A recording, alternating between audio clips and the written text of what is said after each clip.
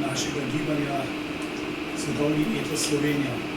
Žal moram že na začetku opravičiti predsednika vlade, profesora dr. Mira Cerarja, da se nam ni mogel pridružiti in da so imeli do 5. zjutraj sejo vlade. Zdaj pa so že v državnem zboru, kjer se pogovarjajo o begunski krizi, in ker naj bi to bilo tudi udejanjenje svetovnega etosa, seveda mu želimo vse najboljše in čim več uspeha, zlasti s poudarkom na humanosti.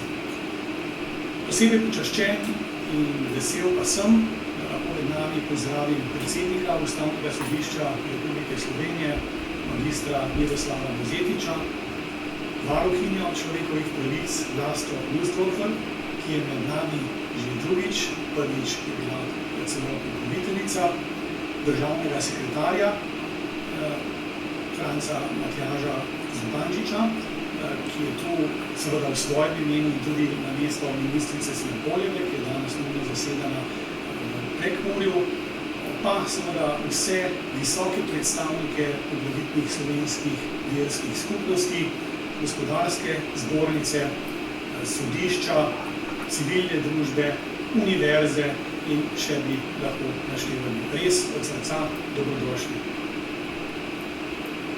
Gibanje Svetovni etos Slovenija je bilo ustanovljeno koncem junija leta 2012 ob prisotnosti legendarnega profesorja dr. Hansa Künga, očeta projekta Svetovni etos.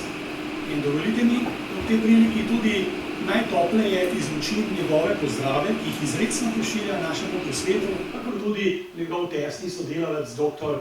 Günther Gebhardt. Profesor Hans Küng je bil tudi prvi podpisnik našega manifesta, v katerem se je naše gibanje zavezalo, da bo udejanjalo svetovni etos tako v naših srcih in našem razmišljanju, kot seveda tudi v praksi. Da bo temeljilo zlasti na 6 poglavitnih vrednotah in vrlinah, in to so človečnost, zlato pravilo, nenasilje, pravičnost, resnicoljubnost in dialog oziroma partnerstvo zlasti med moškim in žensko. V teh nekaj letih se mi zdi, da je zelo pohvalno, da smo organizirali kar 3 posvete. Prvi posvet je bil namenjen nekakšnemu ogrevanju svetovnemu etosu globalno in lokalno, drugi je bil že bolj konkreten, je bil o pomenu celostne pedagogike, o pomenu vzgoje, za seveda edukacijo glave in srca, kot bi morda rekel Dalaj Lama. No in tretji posvet je morda ključen, to je današnji posvet, ki je namenjen iskanju soglasja o temeljnih vrednotah naše družbe za lepšo prihodnost.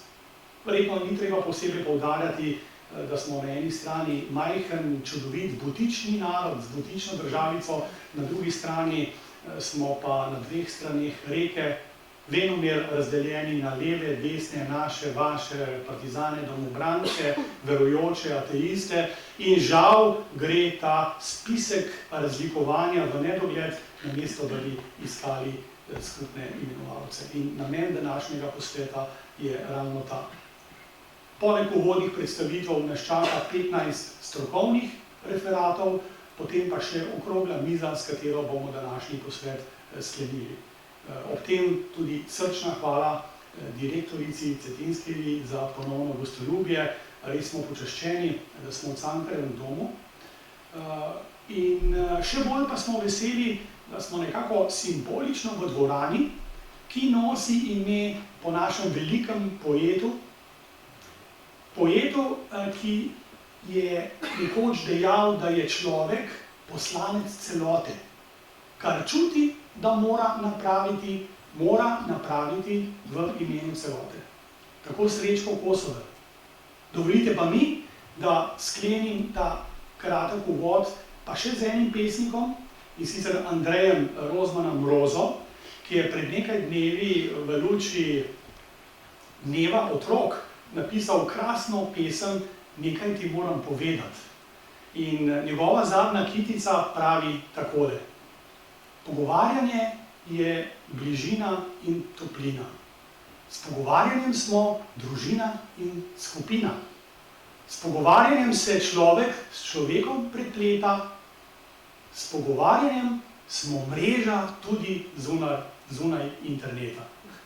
Hvala lepa in gospe in gospodje, besedo dajem varuhinji človekovih pravic, gospe Vlasti Nussdorfer. Hvala lepa in lep posvet.